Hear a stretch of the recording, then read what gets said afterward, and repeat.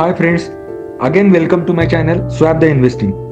First of all, I am not a SEBI registered analyst. I do not provide any tips and recommendations. मैं इस session में आपको share market versus other asset classes इसकी information देने वाला हूँ। जो चीजें सब करते हैं वही हमने की तो हमें भी वही मिलेगा जो सबको मिलता है।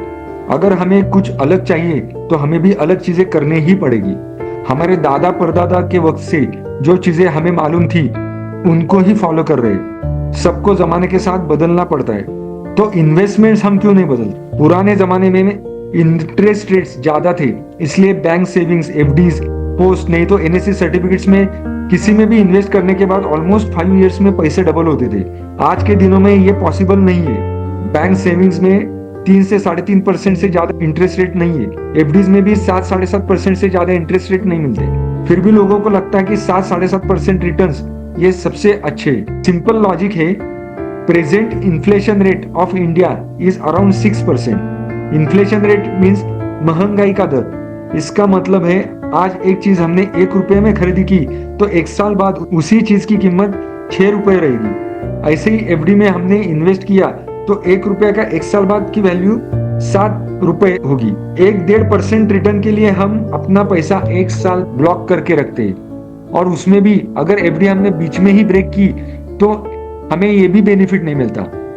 माय पर्सनल ओपिनियन ये है कि बैंक सेविंग्स अकाउंट्स और एफडी में पैसा इन्वेस्ट करना यानी खुद का पैसा सड़ाने जैसा है, और पैसे से ज्यादा हम अपना टाइम वेस्ट करते हैं। पीपीएफ ये बढ़िया इन्वेस्टमेंट इंस्ट्रूमेंट है, क्योंकि पीपीएफ में कंपाउंड इंटरेस्ट रेट का बेनिफिट हमें मिलता है, लेकिन पीपीएफ में भी ईयरली 1.5 लाख से ज्यादा हम इन्वेस्टमेंट नहीं कर पाते। कंपाउंडिंग के बारे में आगे आने वाले सेशन में हम और डीप में पढ़ेंगे, how it's gives us benefits in long run. ये सब इंस्ट्रूमेंट्स के बाद आते हैं एलआईसी इंश्योरेंस पॉलिसीज।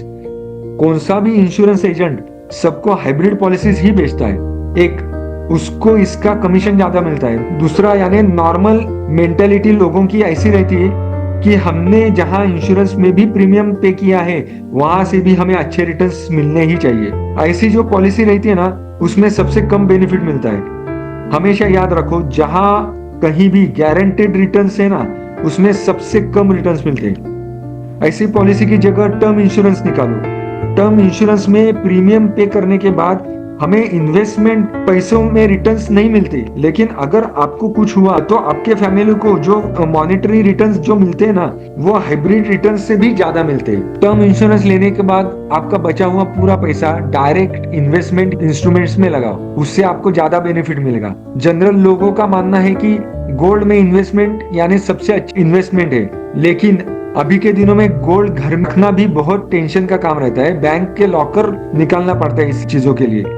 मैं हमेशा डेटा के ऊपर भरोसा करता हूँ। गोल्ड वर्सेस शेयर मार्केट का ये ग्राफ है आपके सामने। ये जो चार्ट है ये 100 साल का गोल्ड वर्सेस शेयर मार्केट का डेटा है। ये इंडियन इंडेक्स नहीं है, यूएस इंडेक्स है, लेकिन गोल्ड वर्सेस इंडियन इंडेक्स ने भी ऑलमोस्ट ऐसे ही रिटर्न दिए। 100 साल से गोल्ड में मोर देन 14,000% रिटर्न दिए, वर्सेस शेयर मार्केट ने मोर देन 73,000% रिटर्न दिए।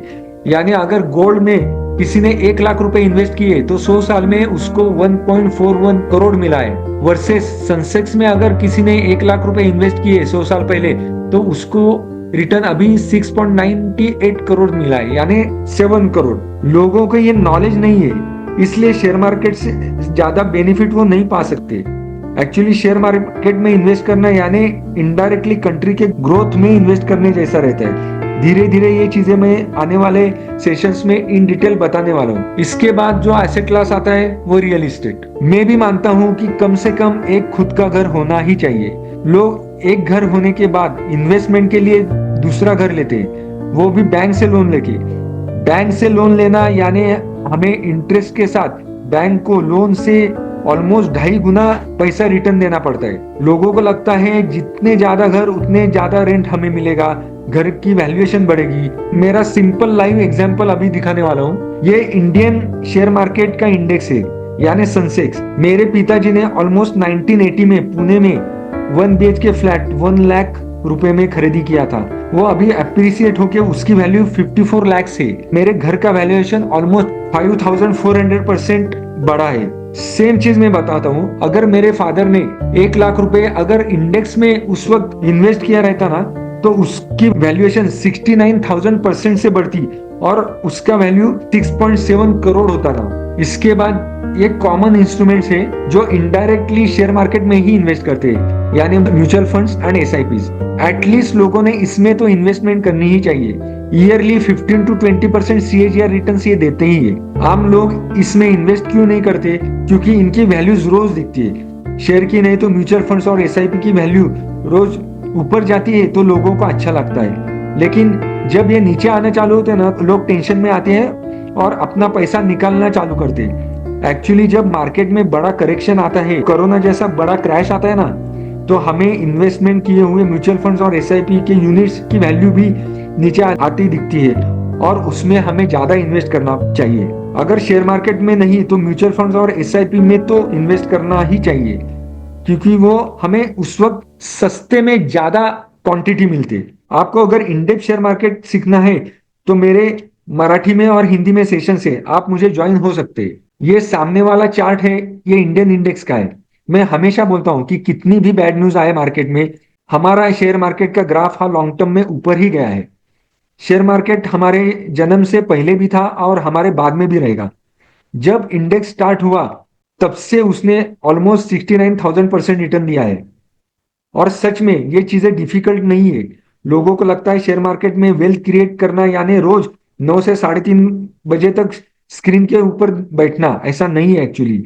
मैं कितने दिन स्क्रीन भी नहीं देखता, सिर्फ सैटरडे संडे 2 या 3 घंटे मेरा पुराना इन्वेस्टमेंट देखता हूँ और नया अपॉर्चुनिटी ढूंढता रहता हूँ। I just follow my only one strategy, that is by right and sit tight. अच्छी कंपनी में इन्वेस्ट किया, फिर भी जब ओवरऑल बैड न्यूज आती है मार्केट में तो पूरा शेयर मार्केट नीचे आता है, तो हमने इन्वेस्ट की हुई कंपनी की शेयर प्राइस भी नीचे आती है। मैं हमेशा मेरे ग्रुप में भी बोलता हूँ, शेर और चीता जब शिकार करता है ना, तो 1-2 कदम पीछे आता है और उससे ज्यादा फोर्स से वो शिकार करता है। वैसा ही मार्केट का है। क्रैश के बाद मार्केट नॉर्मल होता है, नहीं तो अपसाइड जाता है ना, तो अच्छे शेयर्स रहते हैं ना, वो और ज्यादा स्पीड से हमें रिटर्न देते हैं।